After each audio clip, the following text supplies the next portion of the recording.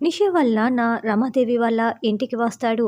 చూడండి, మా దగ్గర బంధువులు చనిపోయారు. అందుకే ఈ పెళ్ళిని వాయిదా వేస్తున్నాము. ఇప్పుడు ప్రేమ్ నిషాల పెళ్ళి జరగటం లేదు అని చెప్పటంతో రోజా రమాదేవి ఇద్దరు టెన్షన్ పడుతూ వింటూ ఉంటారు.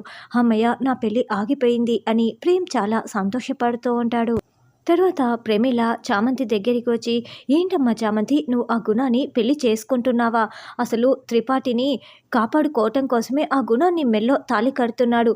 నువ్వు కూడా భయపడి వాళ్ళ చేత తాళి కట్టించుకుంటే ఇంక నిన్ను ఎలా గెలవనిస్తారు?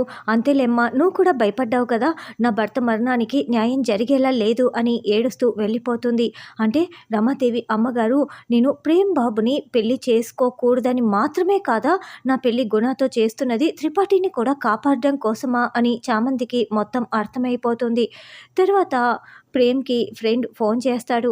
రే, నీ అడ్రస్ కావాలంటూ ఒక అతను తీసుకువెళ్ళాడ్రా, వచ్చి కలిశాడా, మీ ఇంటికి వచ్చాడా అని అడుగుతూ ఉంటే, లేదురా, నేను కనుక్కుంటాను అని ప్రేమ్ ఫోన్ పెట్టేసి, చిట్టి, నా కోసం ఎవరైనా వచ్చారేమో చూపించు అని ప్రేమ్ అడగటంతో శివయ్య చామంతి కోసం లోపలికి వస్తూ ఉంటే గుణ త్రిపాఠి ఇద్దరు కిడ్నాప్ చేసి తీసుకువెళ్ళటం మొత్తం సీసీటీవీ ఫుటేజ్ చూసేస్తాడు.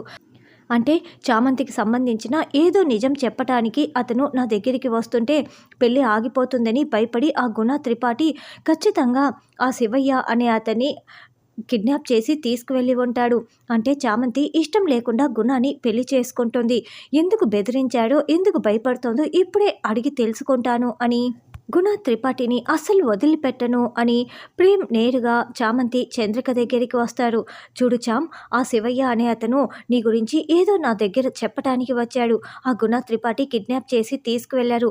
అసలు నువ్వు ఎందుకు గుణాన్ని పెళ్లి చేసుకోవాలనుకుంటున్నావు? నిన్ను ఏమని బెదిరించాడు చెప్పు, చెప్తావా లేదా? ఇప్పుడు నా పెళ్లి ఆగిపోయింది. నాకు దేవుడు ఒక అవకాశం ఇచ్చాడు.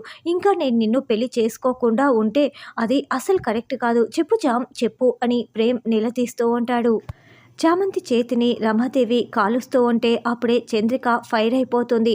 అమ్మో, దీని కోపం వచ్చింది, నేను వెనక్కి తగ్గకపోతే ఇంకేమైనా ఉందా అని రమాదేవి, చూడు చంద్రిక, నాకు ఆవేశం వస్తే పట్టదని తెలుసు కదా, సరేలే, ఏదో ఇలా జరిగిపోయింది, అదేం చేస్తుందో నాకు తెలీదు, ప్రేమ్ పేరు దాని చేతిలో ఉండటానికి వీల్లేదు అని రమాదేవి చెప్తుంటే, ఈవిడపై ఈ చంద్రిక రెచ్చిపోయినా ఇంతేనా, ఈవిడ ఏమి చేయదా అని రోజా చూస్తూ ఉంటుంది.